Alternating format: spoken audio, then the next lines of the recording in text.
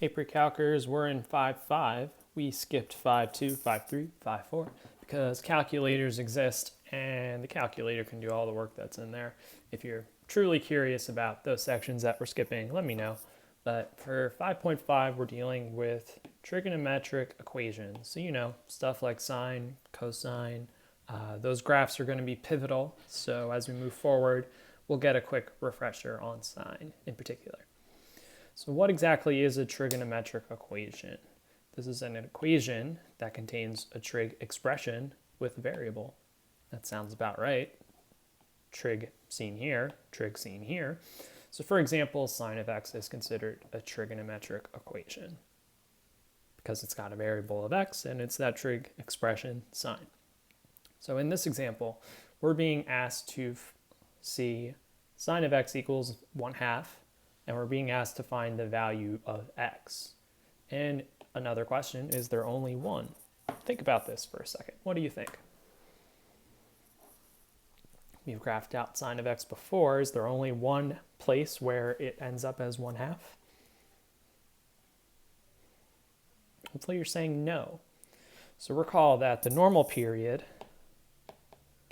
for a basic trig function is over 2 pi.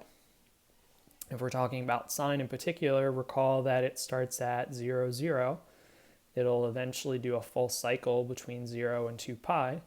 So that means halfway in between, it goes back to 0. So let's get a quick map of this. It goes up, goes down, swings back up.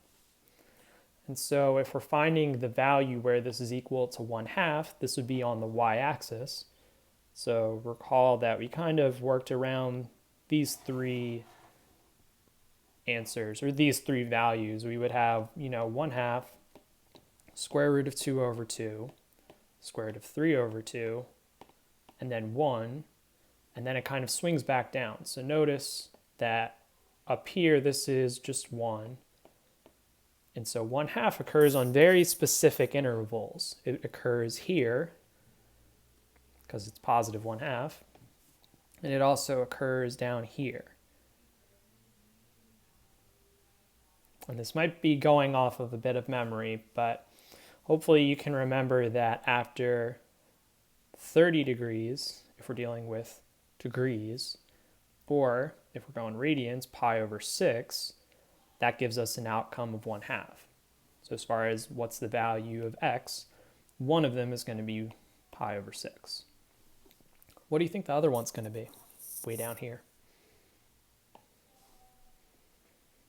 Hopefully you're saying 5 pi over 6. Which makes sense because if this is pi, this is pi over 6 units away. So think of this pi as 6 pi over 6. Then if you deduct one version of the pi over 6, then this is 5 pi over 6. So it's during these intervals we come across where sine of x is 1/2. So is there only one? We're going to say no.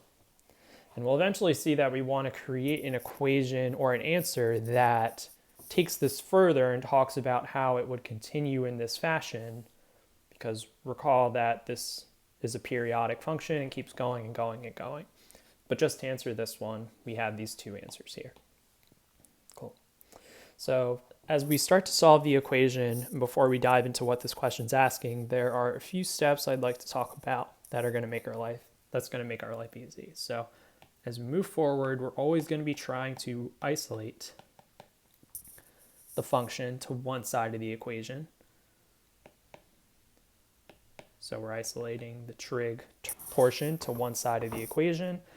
We're then trying to solve for the variable. So this is going to use a bit of algebra. This is going to use a bit of trig. It's nothing we can't handle, I promise you that.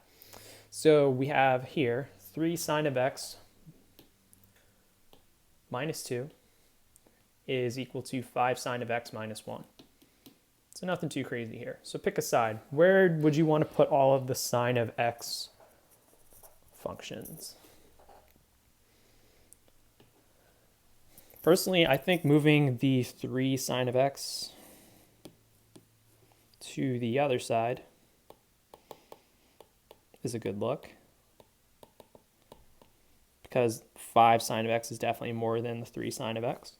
And then this 1, let's get rid of that. So let's add 1 to both sides. So negative 2 plus 1 gets us negative 1 over here. This is now equal to 5 minus 3 sine of x, so 2 sine of x. And then how can we take this further and isolate sine of x? Hopefully you're saying by divide on both sides by 2.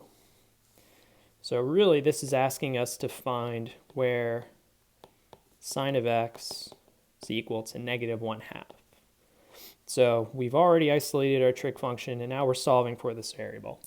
So recall, normal sine of x function looks like this, based around 2 pi. This is just going to be a quick sketch. So we know that it's going to swing up, swing back down, then pop back over here. We should hopefully recall that negative 1/2 occurs here and here.